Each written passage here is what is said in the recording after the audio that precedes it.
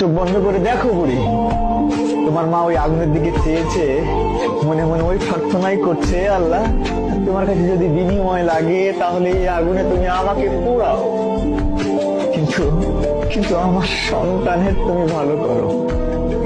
আমার সন্তান যেন খুশি থাকে, ভালো থাকে, যে কাজে তারা আছে সেই কাজের জন্য তারা যেন সফলতা পায়।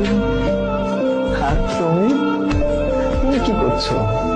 তুমি এখানে এসে খুবই আরামে আরামে দিন পার করছো তো? ওরকম নিয়ে তোমার কি বিবেক আছে?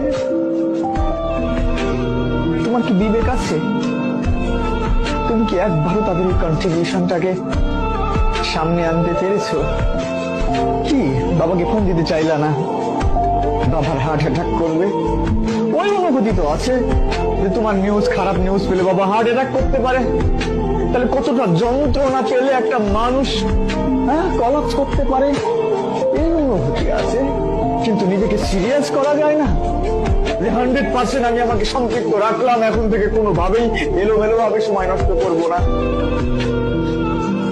আমি নিজে বিশ্বাস করি, খুব করে বিশ্বাস করি, এখানে সবচেয়ে ভালো শিক্ষক দিলেও সব পেপার গুলো একদম হুবহু পড়ছি, এখান থেকে হবে কোশ্চিন গুলো, এই ব্যাপারগুলো ইনশিওর করলেও